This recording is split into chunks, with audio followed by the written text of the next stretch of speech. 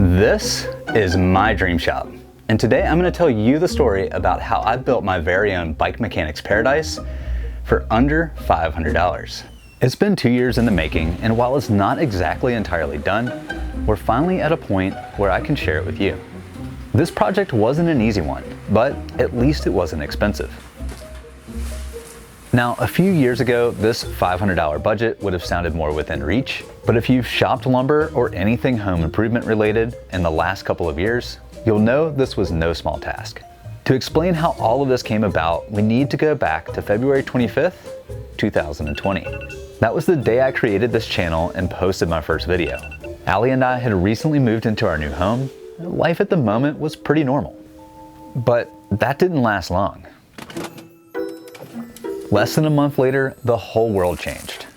Very quickly, it became clear we would be mostly stuck at home with our normal adventures on hold.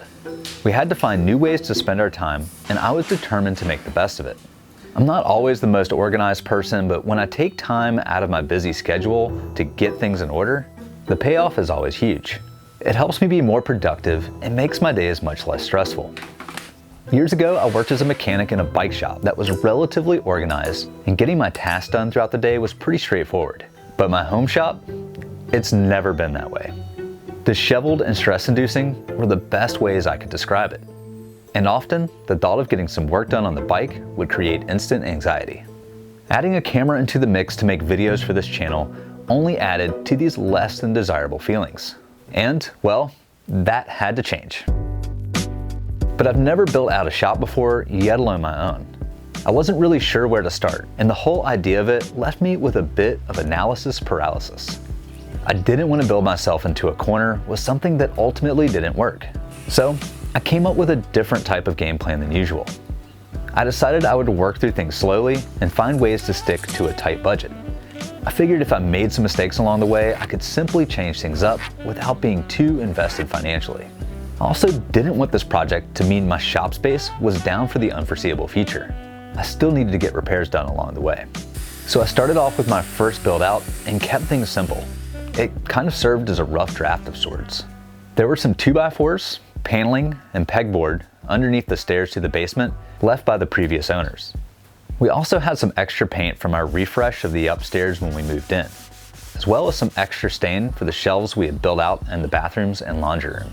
One quick trip to the hardware store for some wood screws, and I had everything I needed for under $20. The first version was finished, and I had a much better space to work in. I also now had a framework to measure off of for my final layout. The project was far from done, but at least now I could wrap my head a bit better around what I ultimately wanted. From here, I spent a lot of time digging around for ideas online while thinking things through, searching for a final concept. I spent a good number of evenings hunting down ideas throughout the process, and eventually I landed on the items I felt were best suited for the job. I knew I wanted some wall space for my most commonly used tools, and drawers for specialty tools and other items I reach for less often. I also needed something to organize my variety of smaller bike parts, and it was important that they be easily visible and accessible to find them quickly. Something to serve as a permanent shop towel dispenser was on my list, as well as a place to keep my greases, lubricants, rubbing alcohol, and suspension oils quickly at hand. With that, it was time to get into phase 2. Since I knew this area would also serve as a studio for the channel, I wanted to make things a bit more presentable for all of you. I love the look of wood, but the cost of fresh lumber has pushed that dream far outside of my budget. Without being able to find enough available scraps, I needed to find an alternative. A couple months of searching, and I finally found some faux laminate paneling that actually looked pretty decent. At $25 for a 4x8, I was able to secure enough to cover the walls for about $75. Honestly, I'm pretty happy with the end result. If lumber prices eventually get back to a more reasonable cost, there's always the option to swap to real wood down the road without too much concern for a loss on initial investment. The main wall required one full panel that was elevated and needed some knockouts for the existing wall switches. I needed an extra set of hands and some added expertise. So I enlisted my buddy Sean to come help. Sean and I met through whitewater canoeing, and he's been a part of my core group of close friends ever since I moved to Chattanooga 6 years ago. Sean's like family and as good of a friend as anyone can have. Salt of the earth and always there for anyone in need. With his help, we made quick work at the main wall, and later he would come back to install the ceiling panels and lighting. But before that, I had a side wall to build and some more panels to hang on the adjacent wall. I had also found the lighting I wanted to go with online for about 50% off of what I could get locally, and I had about a 3-week wait for delivery. A month later, the final pieces to the puzzle had arrived, and Sean returned to sort out the electrical and build out the ceiling and lighting.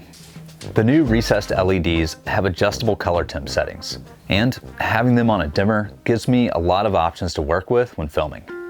I also recessed some color changing LEDs as well.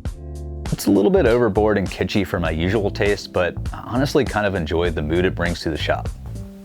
I'm still finishing out some other small touches as I go, but mostly all that's left is ripping down a leftover 2x4 and staining a few more budget trim pieces.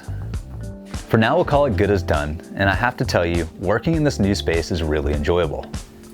Everything has its place, and I can easily dive right into repairs whenever necessary.